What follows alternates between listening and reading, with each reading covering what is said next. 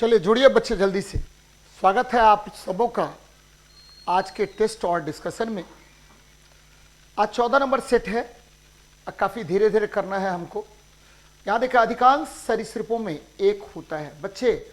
अधिकांश सरीसृप जितने भी सरीसृप होते हैं उसमें आपको 3 कक्षीय हृदय होता है। एकदम ध्यान में रखना है, कितना होगा? 3 कक्षीय हृदय होता है। अब एक तरफ से देखिए, पक्षी में कितना होगा हृदय? ये हृदय कक्ष है बच्चे, आपको याद रखना है बेटा। हृदय कक्ष कितने होंगे पक्षी में? 4 होंगे। 4 हृदय कक्ष, पहला नंबर। दूसरा नंबर देखिए सरीसृप में आपको ले रहे हैं, क्या ले रहे हैं?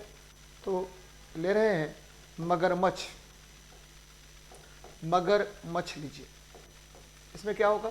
तो इसमें 3 बोलते हैं, आपको 4 होगा। जनरली सरीसृप में क्या होता है? 3 होता है, लेकिन मगरमच्छ अगर रहेगा तो उसमें हृदय में कितने चेंबर होंगे? तो 4 चेंबर होंगे, ध्यान में रखिएगा। अब देखिए, अब फिर बात कर रहे हैं बच्चे, आप लीजिए मछली में कितने होंगे? मछली में आपको ध्यान में रखना है, इसके हृदय में 2 चेंबर होंगे। स्तनधारी लीजिए, स्तनधारी लीजिए, इसमें कितने होंगे? तो इस स्तनधारी में आपको 4 चेंबर होंगे। और फिर ले रहे हैं बच्चे, स्तनधारी ले लीजिए, फिर लेते हैं एक और, ठीक है, उभयचर। उभयचर में कितने हृदय में चेंबर होते हैं? तो इसमें भी आपको 3 चेंबर होगा। तो ध्यान में रखिएगा, द्विकक्षीय हृदय चेंबर होगा किसका? तो पक्षी का होगा। चलिए आगे बढ़ते हैं, नेक्स्ट क्वेश्चन बात कर लेते हैं। क्या है हमारा? मेंडेलीव की आवर्त में ऊर्ध्वाधर कॉलम को, बार बार मैं बता रहा हूं बेटा, मेंडेलीव ने अपने आवर्त में क्या किया? तो ये ऊर्ध्वाधर है, आपको वर्टिकल है। वर्टिकल क्या है बच्चे? तो वर्टिकल आपका ये इसको बोलते हैं, क्या बोलेंगे? वर्ग बोलेंगे। और ऊर्ध्वाधर यानी वर्ग हो गया। और ये जो है क्षैतिज है, इसको बोलते हैं आवर्त। और मेंडेलीव की आवर्त सारणी में, मेंडेलीव की आवर्त सारणी किस पर आधारित था? तो मेंडेलीव की आवर्त सारणी आधारित था, एकदम ध्यान में रखना है, मेंडेलीव की आवर्त सारणी किस पर आधारित? तो मेंडेलीव की आवर्त सारणी ये आधारित था बेटा, एकदम ध्यान रखिएगा। मेंडेलीव की आवर्त सारणी आधारित किस पर? तो आधारित था, ध्यान में रखिएगा, आधारित था किस पर? परमाणु भार पर। किस पर आधारित था? परमाणु भार पर, एकदम ध्यान में रखना है, परमाणु भार पर आधारित था। मेंडेलीव ने, ठीक है, एकदम ध्यान में रखना है, मेंडेलीव की आवर्त सारणी आधारित था परमाणु भार पर, ठीक है। इनके आवर्त सारणी में इन्होंने 63 तत्वों को व्यवस्थित किया, 63 तत्वों को व्यवस्थित किया तत्वों को व्यवस्थित किया। और कैसे व्यवस्थित किया? व्यवस्थित किया 63 तत्वों को इन्होंने व्यवस्थित किया, तत्वों को व्यवस्थित किया। कैसे व्यवस्थित किया? तो ये व्यवस्थित किया आपको किस तरह से बच्चे? तो 63 तत्वों को व्यवस्थित किया। कैसे व्यवस्थित किया? तो व्यवस्थित किया इन्होंने 9 वर्ग में और 7 आवर्त में, 9 वर्ग में और 7 आवर्त में। तो ये ध्यान में रखिएगा। तो अब देखिए क्वेश्चन पे आते हैं सीधे, ठीक है। मेंडेलीव की आवर्त सारणी में, ठीक है, ऊर्ध्वाधर कॉलम को क्या कहते हैं? तो वर्ग कहते हैं या ग्रुप कहते हैं बच्चे? वर्ग या ग्रुप कहते हैं, वर्ग या ग्रुप, ठीक है। इसमें समूह और इस पे भी चक्कर रहता है, तो वर्ग ना बोल करके इसको समूह, ज्यादा हिंदी में क्या बोलिए? समूह बोलिए। इसका आंसर क्या होगा? B number. वर्ग ना होकर के क्या होगा? समूह होगा, ठीक है। जनरली ध्यान में रखिएगा, हिंदी में इसको समूह बोल देते हैं, लेकिन इंग्लिश में ग्रुप बोलते हैं बच्चे। क्या बोलते हैं? ग्रुप बोलते हैं। तो ध्यान में रखिएगा, ये इंग्लिश आपको देखना पड़ेगा, इंग्लिश और हिंदी देखना पड़ेगा। तो मुझे लग रहा है कि ग्रुप मतलब क्या हुआ? समूह होता है बच्चे, तो समूह में रखा। दीपू कुमार जी प्रणाम बच्चे, बहुत बहुत बहुत आशीर्वाद, ठीक है, लगातार जुड़े हुए रहिए।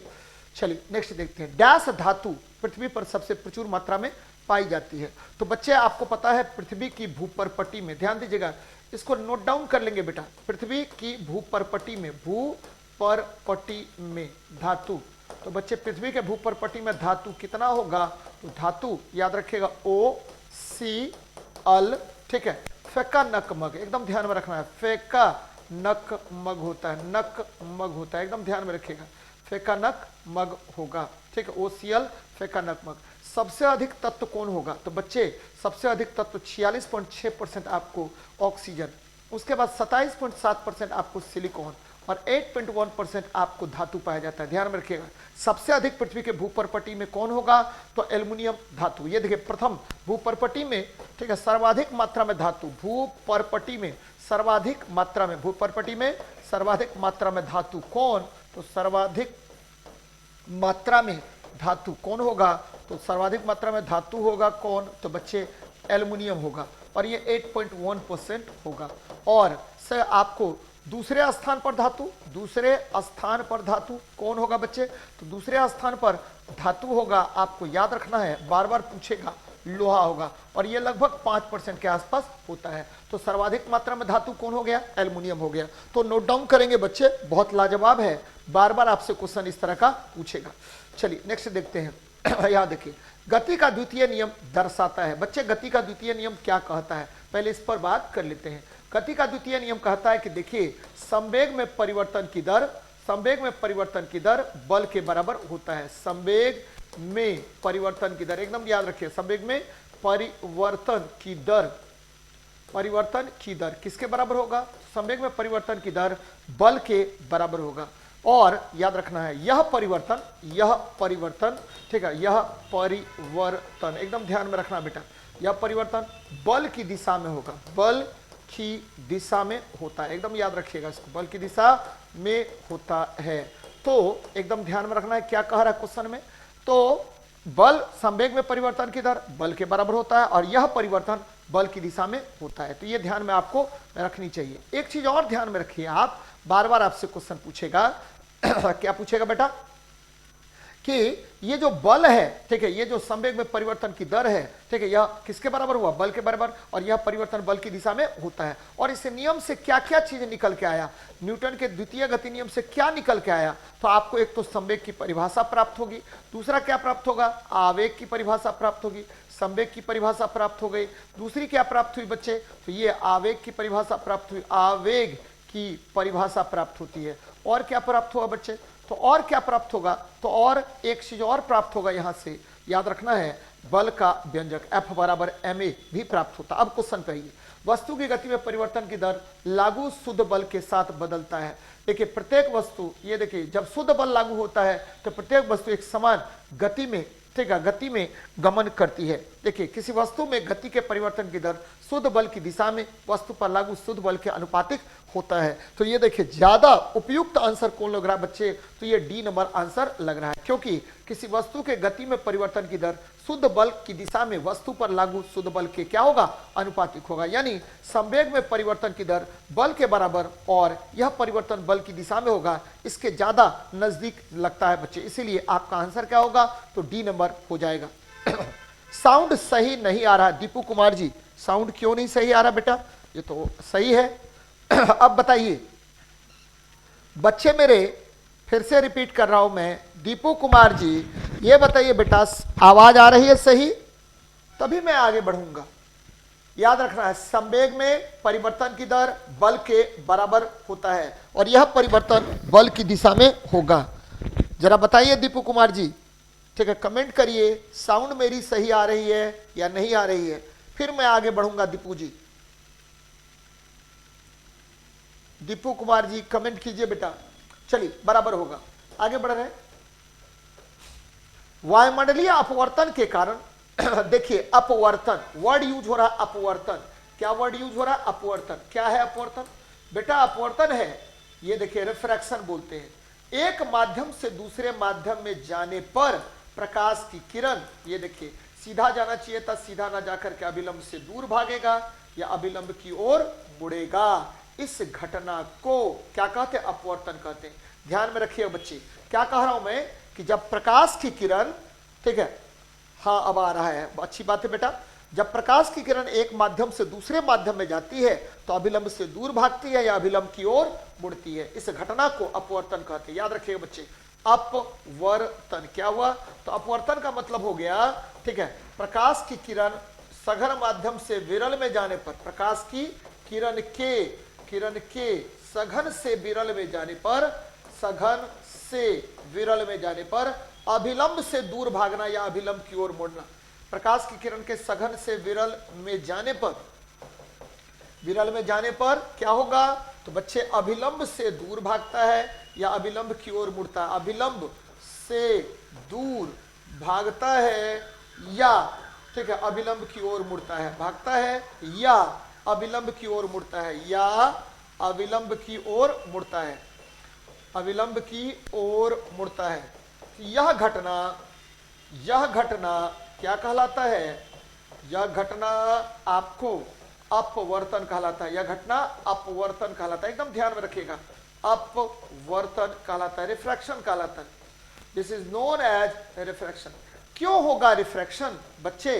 रिफ्रैक्शन होगा एक माध्यम से दूसरे माध्यम में जाने पर प्रकाश के वेग में कमी या वृद्धि। अब देखिए, जब सूर्यास्त और सूर्योदय होता है तो सूर्य देर तक दिखाई देगा, सूर्योदय में पहले दिखाई देगा और सूर्यास्त में देर तक, और इसमें दिन के समय में 2 मिनट और शाम के समय में 2 मिनट का अंतर होता है। कुल मिलाकर के अपवर्तन के कारण 4 मिनट का अंतर हो जाता है बेटा, एकदम याद रखिएगा।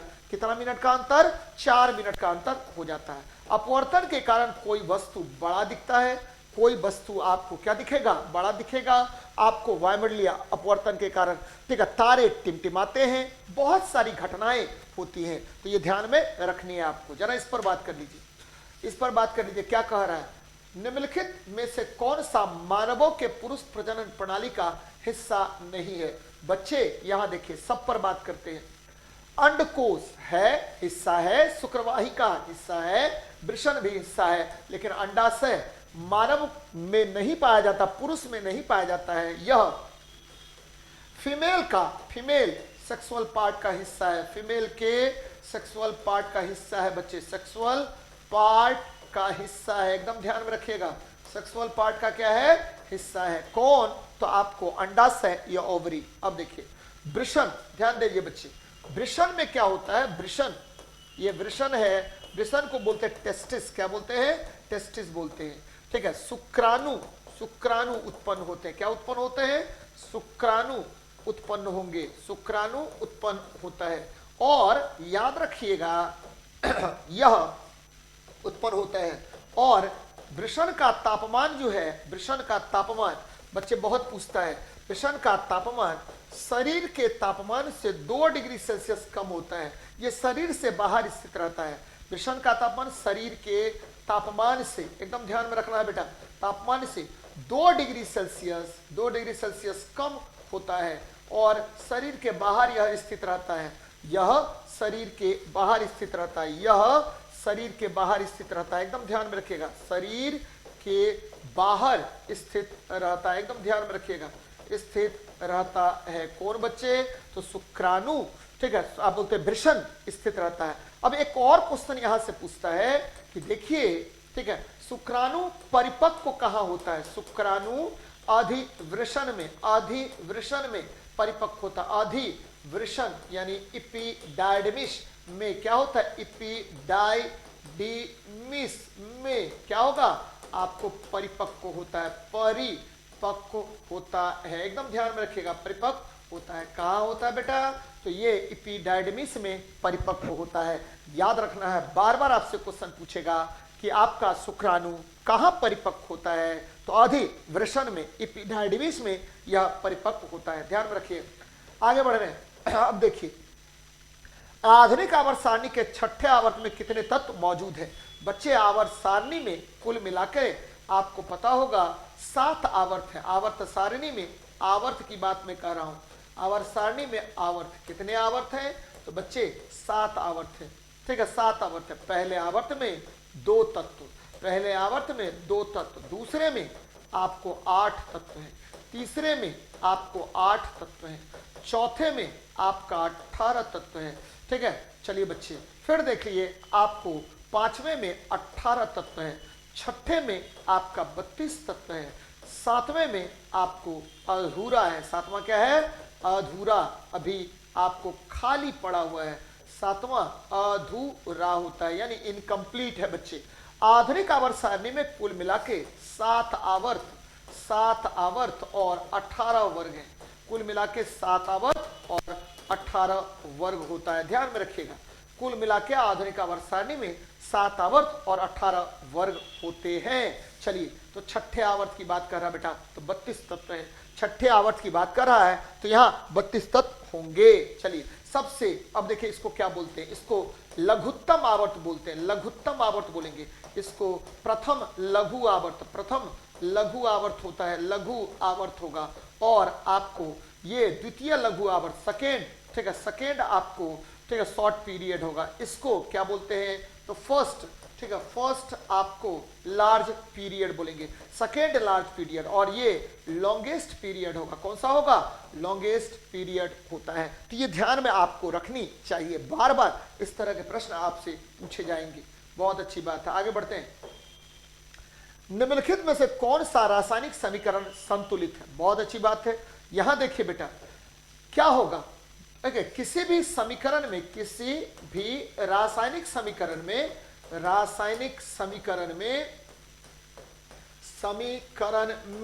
ठीक है, किसी भी रासायनिक समीकरण में क्या होगा, तो दोनों तरफ का परमाणु संख्या अगर समान हो, दोनों ओर के परमाणु संख्या समान, दोनों ओर के परमाणु संख्या समान, तो क्या होगा, संख्या समान, तो आपको समीकरण शुद्ध होगा, समीकरण शुद्ध होगा। एकदम ध्यान में रखिएगा, समीकरण क्या होगा? शुद्ध होता है। एकदम याद रखिएगा बेटा, शुद्ध होता है। यानी if the atoms on both sides of the chemical equation be same, then the equation is to be correct। यहां देख लीजिए बेटा, यहाँ Mg1 ऑक्सीजन 2, इधर Mg1 ऑक्सीजन 1 बराबर नहीं है, यहाँ भी 2 2 है, यहाँ A2 1 है, गलत बात हो गया।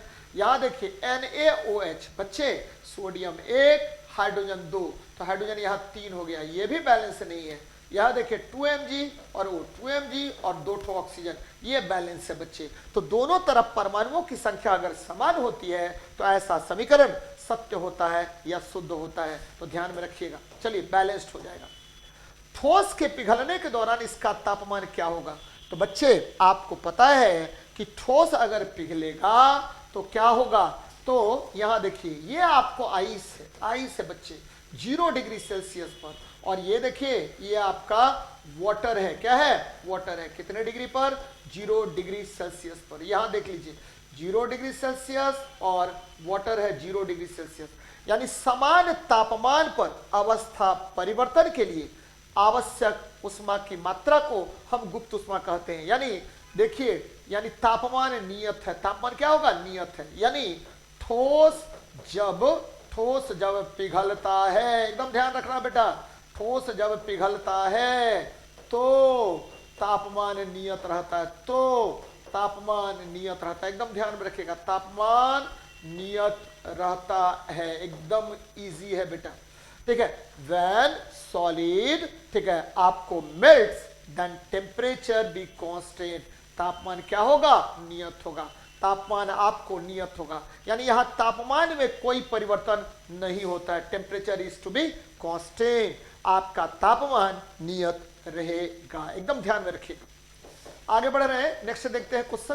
कह रहा 800 किलोग्राम भार वाली एक कार के वेग को इतना से इतना बढ़ा दिया जाता है, तो ठीक है, किया गया कार्य होगा बच्चे।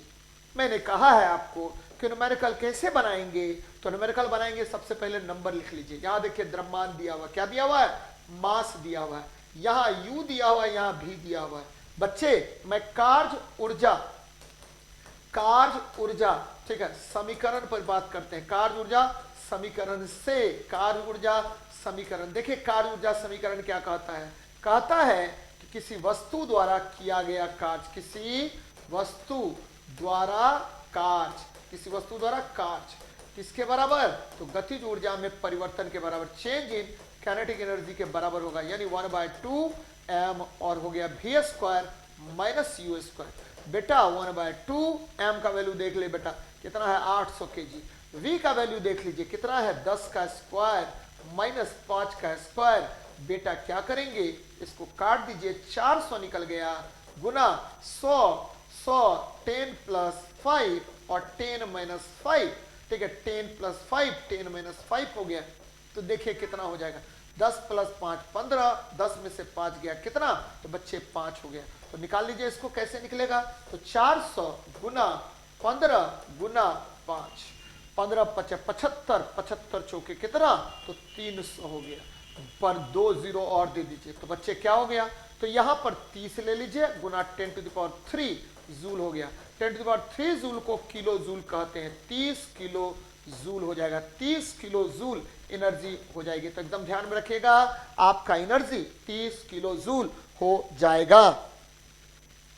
नेटवर्क रिकनेक्टिंग बता रहा होगा, फिर से आप वीडियो ठीक है देख लीजिए बच्चे, ठीक है आपको सही दिखाएगा सारा कुछ। चलिए नेक्स्ट देखते हैं।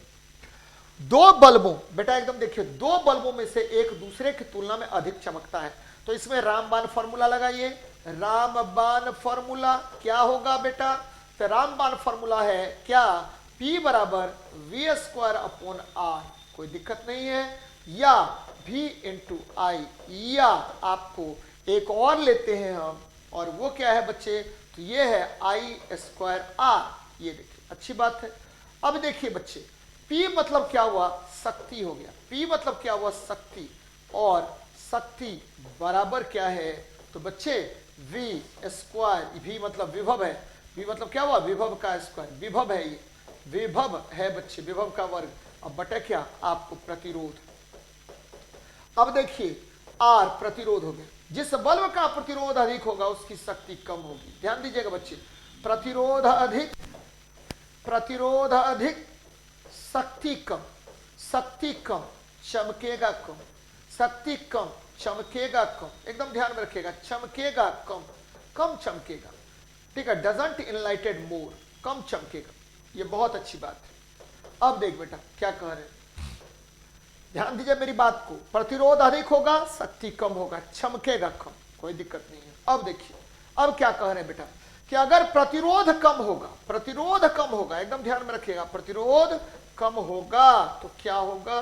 प्रतिरोध कम, शक्ति अधिक, शक्ति आपको क्या होगा? अधिक होगा, शक्ति आपको क्या होगा? अधिक होगा, और चमकेगा अधिक, चमकेगा अधिक, एकदम ध्यान में रखिएगा, चमकेगा अधिक, एकदम ध्यान में रखना है। तो जिसका दोनों का प्रतिरोध एक समान, गलत बात है, चमक प्रतिरोध पर निर्भर नहीं करते, गलत बात है। चमकीले बल्ब का, बच्चे कह रहा है कि डीम बल्ब का आपको क्या होगा? तो प्रतिरोध उच्च है, ठीक है। कौन से बल्ब का प्रतिरोध उच्च है? तो जो बल्ब जितना कम चमकेगा उसका प्रतिरोध उतना ही अधिक होगा। यहां पर डीम बल्ब का आपको प्रतिरोध अधिक होगा, एकदम नोट डाउन कर लीजिएगा बेटा, जैसा मैं बता रहा हूं। चलिए, निम्नलिखित में से कौन सा एक ऊर्ध्वपातक पदार्थ नहीं है?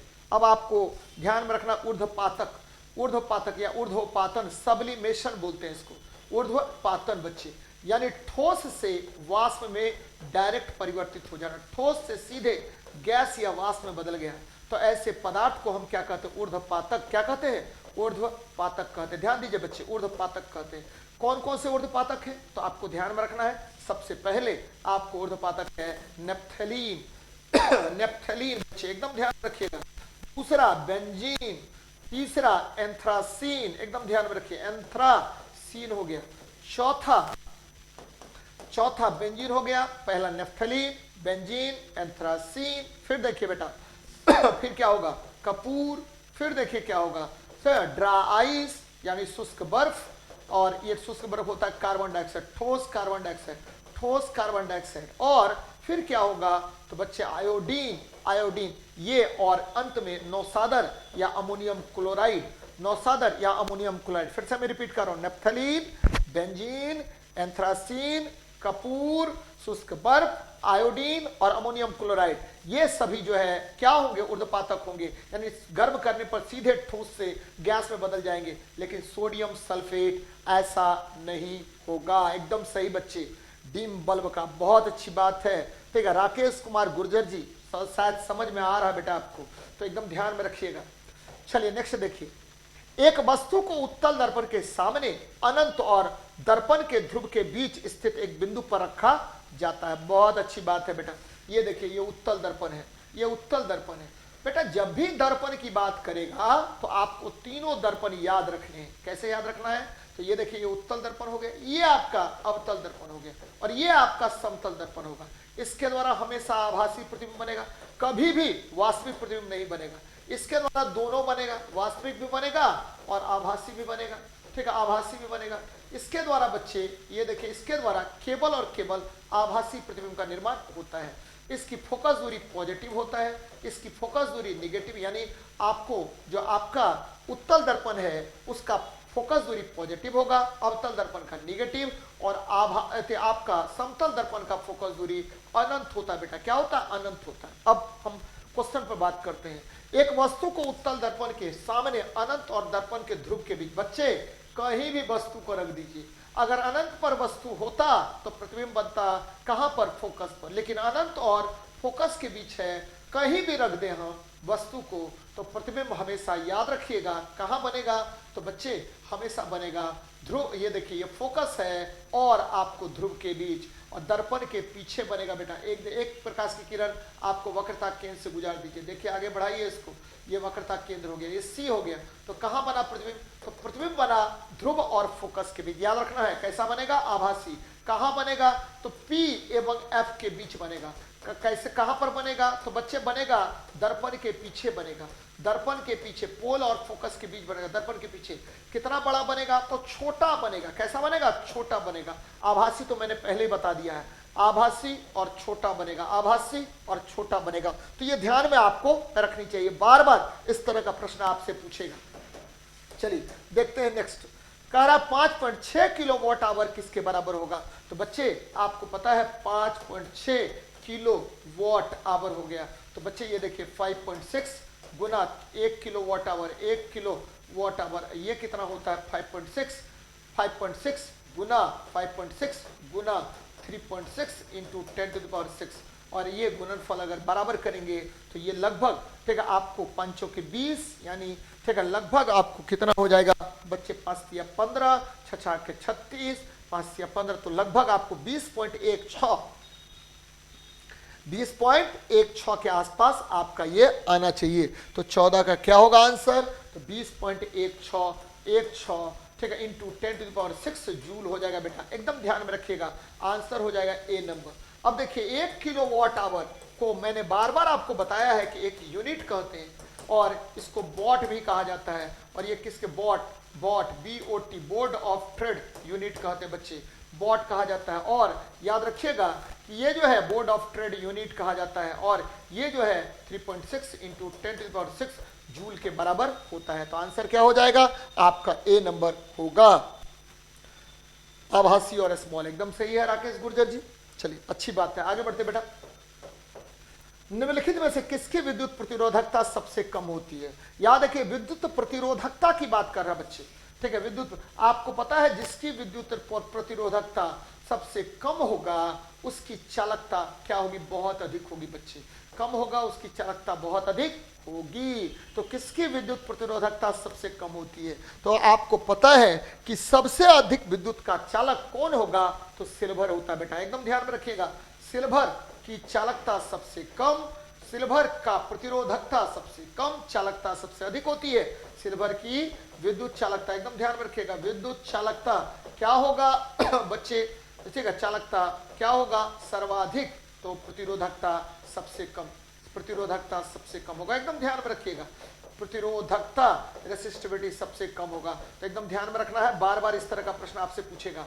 अब देखिए बेटा, अगर पूछेगा कि सीरियली बताइए किसका किसका प्रतिरोधकता सबसे आपको कम होता है, सबसे कम सिल्वर का, उसके बाद टंगस्टन का, उसके बाद नाइक्रोम का, उसके बाद आपको, ठीक है, आपको क्या किसका लेना है बच्चे, तो एल्युमिनियम का, देन आफ्टर आप लेंगे किसका, तो बच्चे एल्युमिनियम का, उसके बाद कॉपर का लीजिए, कॉपर का, उसके बाद एल्युमिनियम का, इसके बाद लेते चलिए आप। तो सबसे कम आपको प्रतिरोधकता होगा किसका, सिल्वर का, उसके बाद टंगस्टन का, उसके बाद निकेल का, उसके बाद कॉपर का, ये कॉपर है बेटा, कॉपर सीरियली, एल्युमिनियम है, इसके बाद भी और भी मटेरियल को आप लेते चलेंगे। तो बच्चे इसका आंसर हो जाएगा सिल्वर। नाइक्रोम निकेल और क्रोमियम का बना होता है, और इसका उपयोग हम लोग किसमें करते हैं, तो बच्चे हीटिंग एलिमेंट बनाने में, हीटिंग एलिमेंट बनाने में इसका उपयोग करते हैं। तो बहुत इंपॉर्टेंट है, बार बार पूछेगा आपसे।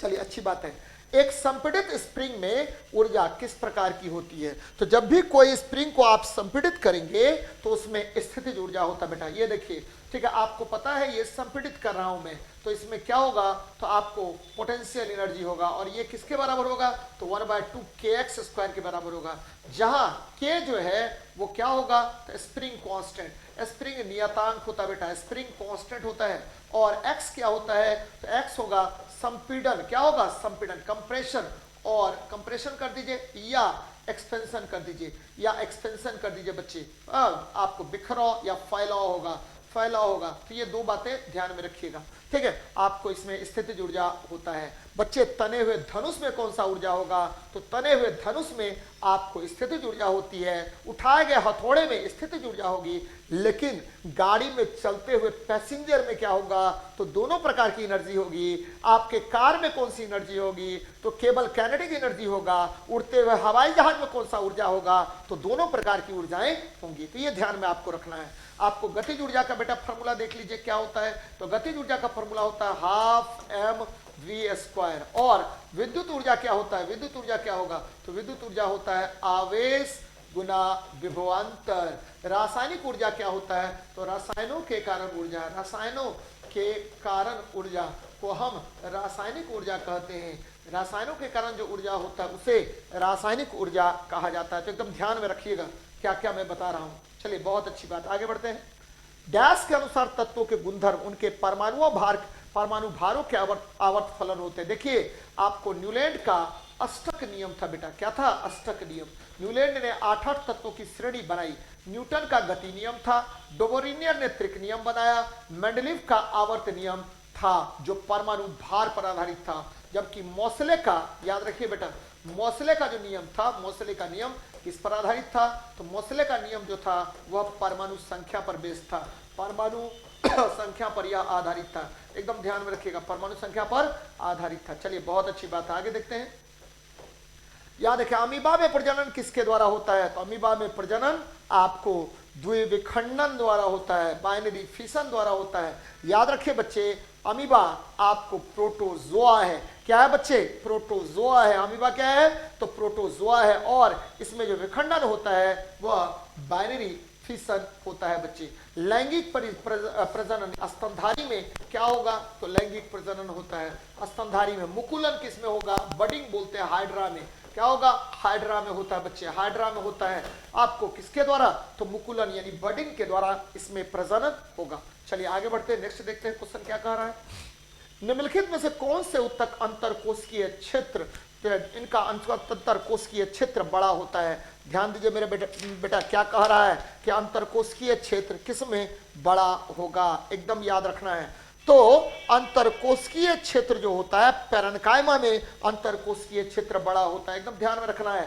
पेरेन्काइमा में अंतरकोशिकीय क्षेत्र बड़ा होता है, और इसमें हवा भरा रहता है बच्चे, हवा भरा रहता है, ध्यान में रखिएगा, हवा भरा रहता है। जरा इस पर आते हैं बेटा, क्या कह रहा है, कोलेनकाइमा, कोलेनकाइमा में क्लोरोफिल पाए जाते हैं, क्लोरोफिल पाए जाते हैं, क्लोरोफिल पाए जाते हैं, एकदम ध्यान में रखिएगा, क्लोरोफिल पाए जाते हैं। स्क्लेरकाइमा ये दृढ़ होता है, क्या होता है, दृढ़ होता है, दृढ़ होता है। और बच्चे याद रखिए ये मृत भी होता है, क्या होगा, मृत होता है, दृढ़ और मृत होता है, एकदम ध्यान में रखिएगा। जाइलम से जल का प्रवाह होता है, जाइलम से जल का प्रवाह होता है, एकदम ध्यान में रखिएगा। जल का प्रवाह किसके द्वारा होता है, तो जाइलम के द्वारा जल का प्रवाह होता है, एकदम ध्यान में रखना बच्चे, तो बहुत इंपॉर्टेंट है। स्क्लेरकाइमा मृत होता है, स्क्लेरकाइमा मृत होता है, तो एकदम ध्यान में रखिएगा। आगे बढ़ रहे हैं। 80 किलोग्राम द्रव्यमान वाली एक वस्तु 60 मीटर पर सेकेंड के वेग से गति कर रही है, तो वस्तु में उत्पन्न संवेग क्या होता है बच्चे, संवेग P बराबर क्या होता है, तो द्रव्यमान गुना वेग होता है, द्रव्यमान गुना वेग होगा, द्रव्यमान गुना वेग होगा, एकदम ध्यान में रखिएगा। और द्रव्यमान कितना होता है 80, वेग कितना होता है 60, गुना कर दे बेटा, 80 गुना 60 कितना हो गया, 8 छक्के 48, 4800 क्या हो जाएगा, केजी मीटर पर सेकेंड। तो आपका आंसर हो जाएगा आपके ए नंबर, क्या होगा, ए नंबर आंसर होगा। अब देखिए जब भी संवेग की बात करेगा और गतिज ऊर्जा की बात करेगा तो काइनेटिक एनर्जी बराबर P²/2m होता है, तो इसको भी नोट डाउन कर लेना है बेटा, बहुत इंपॉर्टेंट है। चलिए नेक्स्ट देखते हैं क्या कह रहा है। एक व्यक्तिगत तंत्रिका कोशिका कितना लंबी होती है बच्चे, आपको पता होगा कि कोई भी व्यक्तिगत तंत्रिका कोशिका होगा उसकी लंबाई लगभग 100 सेंटीमीटर तक होता है। देखिए तंत्रिका कोशिका को क्या कहा जाता है, तो न्यूरॉन कहते हैं, क्या कहते हैं, न्यूरॉन्स कहते हैं। और जब भी न्यूरॉन्स की बात करेंगे बेटा, जब भी न्यूरॉन्स की बात करते हैं तो न्यूरॉन्स क्या होता है, तो न्यूरॉन्स होता है, ये देखिए ये आपका न्यूरॉन्स है, और यहाँ देखिए ये इससे बाहर निकला रहता है, इसको डेंड्राइट्स कहते हैं, इसको एक्सॉन कहते बच्चे, और नीचे जो है वो टेल होता है। तो ध्यान में रखिएगा कि न्यूरॉन्स जो होता है उसमें जो सूचनाएं प्राप्त करेगा उसको बोलते हैं डेंड्राइट्स। क्या बोलते हैं? डेंड्राइट्स कहते हैं बच्चे। और मस्तिष्क की इकाई कौन होगा? तो न्यूरॉन होता है बच्चे। मस्तिष्क की इकाई क्या होगा? न्यूरॉन होगा। और न्यूरॉन आपको, ठीक है, सबसे लंबी कोशिका है, सबसे लंबी कोशिका न्यूरॉन्स होते हैं बच्चे। न्यूरॉन्स सबसे लंबी कोशिकाएं होते हैं, सबसे लंबी कोशिका होती है, एकदम ध्यान में रखिएगा, सबसे लंबी कोशिका होती है। तो बच्चे एकदम ध्यान में रखिएगा, कोशिका होती है कौन? तो आपको न्यूरॉन्स होगा। ये याद रखना है। आगे बढ़ रहे हैं। 2 किलोग्राम भार वाली एक वस्तु 4 मीटर पर सेकंड स्क्वायर के त्वरण से गति है, शुद्ध नेट बल कितना होगा? बच्चे नेट बल के विषय में चर्चा कर रहा है। बल F बराबर क्या होता है? तो M इंटू ए होता है। और ए क्या होगा? M क्या होगा? तो 2, और ए क्या होगा? 4, यानी 8 न्यूटन हो जाएगा बच्चे। तो यहाँ देखिए 8 न्यूटन बी नंबर ऑप्शन में है।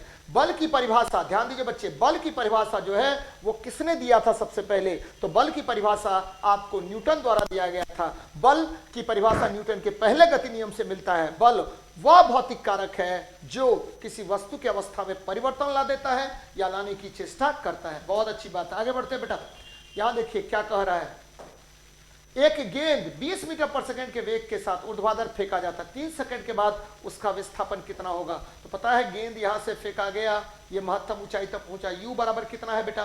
तो यू बराबर है 20 मीटर पर सेकेंड। और आपको पता है बेटा क्या होता है? एस बराबर ut minus half gta square. ये आपको कितना विस्थापन जाएगा? चूंकि ऊपर जाने पर आपका वेग माइनस gt से क्या होगा? घटेगा। तो बच्चे यहां देख लीजिए, s बराबर u का वैल्यू कितना? 20, कितना सेकंड के बाद? 3 सेकंड के बाद, माइनस हाफ गुना जी का मान कितना? 10, और t का स्क्वायर, 3 का स्क्वायर कर दीजिए बेटा, कितना हो जाएगा? 20 या 60, ठीक है, माइनस 2 पंचा 10, 9 पंचा 45, 45 हो गया, यानी 15 मीटर होगा। यानी आपको जब हम ऊपर फेंकेंगे तो कितना मीटर जाएगा? तो 15 मीटर जाएगा। क्लास टाइम क्या है बबन कुमार जी? तो बच्चे क्लास टाइम देखिए 9 बजे, ठीक है, ऐसे आपको पता होनी चाहिए क्योंकि बहुत ज़्यादा सेट कराना है मुझे। तो 100 सेट है इस बुक में, तो बच्चे बहुत ज़्यादा सेट कराना है, इसीलिए ठीक है आपको 2 बार 3 बार में जैसे जैसे फुर्सत मिलती है आ जाता हूं। लेकिन 9 बजे शार्प 9 बजे से मैं निश्चित रूप से जुड़ता हूं आप लोगों से। तो 9 बजे के आसपास आप आ जाए, 9:05 9:10 तक आ जाए। और रेगुलर टेस्ट होता ही होता है। 9 बजे तो पक्का है कि एक सेट आप पकड़ाएगा ही, आपको ऑनलाइन लाइव में पकड़ाएगा। लेकिन जनरली 2-3 सेट बनाना होता है। तो एक दिन में मैं प्रयास ये करता हूं कि अधिक से अधिक सेट आपको बना दूं। लेकिन आप लाइव मेरे से 9 बजे जुड़ सकते हैं बच्चे। 9 बजे जुड़िए, बहुत मजा आएगा आपको। चलिए नेक्स्ट देखते हैं बेटा क्या कह रहा है। कह रहा है one reason for the formation of a strong bond by carbon is, ये इंग्लिश में है बच्चे। तो चूंकि मेन रीजन क्या है जिसके आधार पर कार्बन, ठीक है, आपको क्या बनाता है? तो बच्चे स्ट्रॉन्ग बॉन्ड का निर्माण करता है, वो इसका स्मॉल साइज है। कार्बन बहुत छोटा होता है बेटा। कार्बन जो है, कार्बन की परमाणु संख्या 6 है। कार्बन आपको पता है द्रव्यमान संख्या 12 है। कार्बन पी ब्लॉक एलिमेंट है। कौन सा ब्लॉक एलिमेंट है? पी ब्लॉक एलिमेंट होता है, ध्यान में रखिएगा, पी ब्लॉक एलिमेंट होगा। कार्बन एकदम याद रखना बेटा कि कार्बन जो है कैटिनेशन गुण का पालन करता है, यानी श्रृंखलन गुण का पालन करेगा। कार्बन जो है छोटे छोटे से जुड़ करके एक लंबा चेन बना लेगा, ब्रांच चेन बनाएगा और बहुत सारे चीजों का निर्माण कर सकता है। चलिए मिलते हैं नेक्स्ट सेशन में। बहुत अच्छे तरीके से पढ़िए आप लोग और मजा आएगा आपको, ठीक है। फिर नए सेशन में हम मिलेंगे आपसे। सभी बच्चों से ढेर सारा आशीर्वाद है आपको कि लगातार जो मैं सेट करा रहा हूं उसके क्वेश्चंस को अच्छे तरीके से देखिए और ठीक है नोट डाउन कीजिए। बच्चा सफलता का यही एक मुख्य आयाम है। चलिए मिलते हैं नेक्स्ट क्लास में। हाँ, अच्छी बात है बेटा, आपने क्वेश्चन पूछा, ठीक है। देखिए राकेश कुमार गुज्जर जी, कार्बन कार्बन के बीच बेटा सहसंयोजी बंधन होता है, कोवैलेंट बॉन्ड होता है, सहसंयोजी बंधन होता है। और कार्बन कार्बन जो है ये याद रखना कोवैलेंट बॉन्ड होता है। कार्बन कार्बन जो है यह, ठीक है, आपको जो बंध बनाता है उसमें लंबा चेन और ब्रांच चेन, साखी चेन सब का निर्माण होता है। और इसी के कारण कार्बन को कैटिनेशन गुण वाला तत्व कहा जाता है, श्रृंखलन गुण वाला। और सबसे अधिक यौगिक का निर्माण कौन करता है? तो कार्बन ही करता है।